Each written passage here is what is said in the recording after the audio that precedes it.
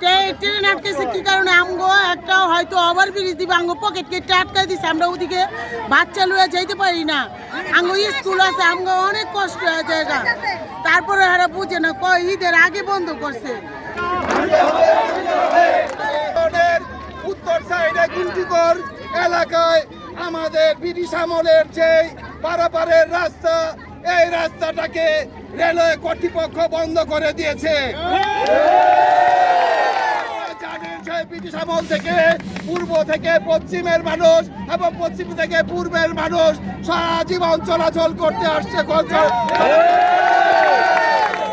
বিশেষ করে পূর্ব দিকের মানুষের যে পশ্চিম দিকে স্কুল কলেজ যে যাতায়াত করতো এখন সম্পূর্ণ নিষেধ হয়ে গিয়েছে।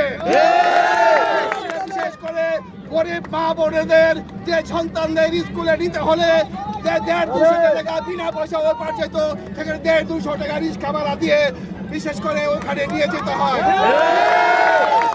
পশ্চিম দিকে আমাদের মনিজুর রহমান স্কুল, গ্যান্ডারিয়া স্কুল, মহিলা সমিতি স্কুল, জগন্নাথ বিশ্ববিদ্যালয়, সরোয়ার্দী কলেজ, কবি নজরুল কলেজ, ফজলুল হক কলেজ, ঢাকা মেডিকেল কলেজ পুরো এখানে যোগাযোগ বিচ্ছিন্ন হয়েছে।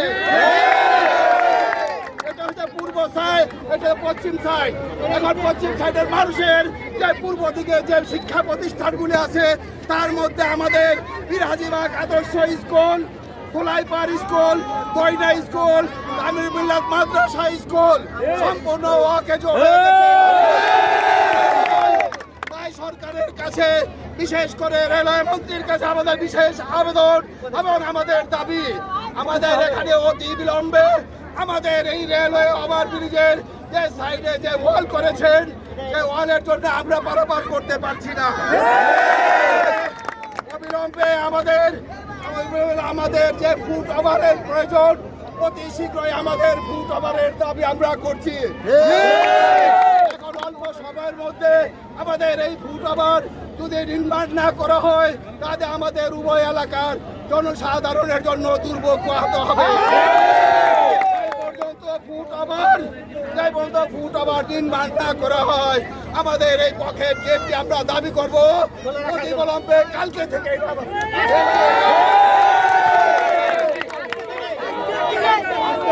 বিগত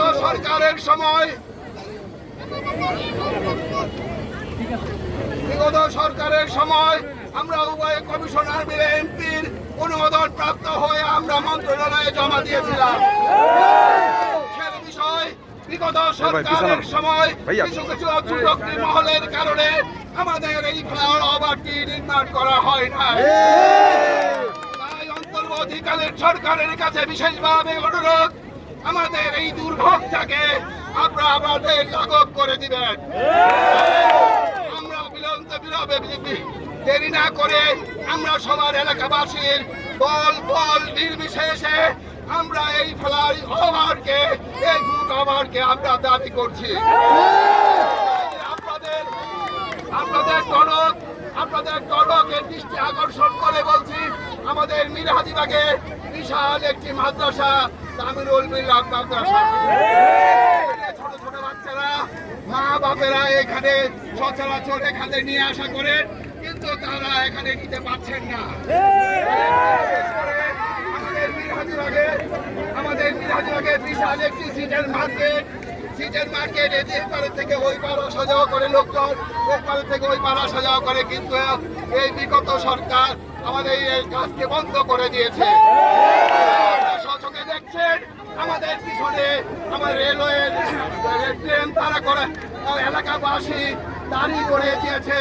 এখন আপনারা অতি শীঘ্রই দাবি পূরণ না করলে আগামীতে আমরা আজকে মানববন্ধন করেছি, এই মানববন্ধন কঠোর থেকে কঠোর হয়ে যাবে। দাবি মানা না হয় তাহলে আমরা প্রেস ক্লাবে চলে যাব।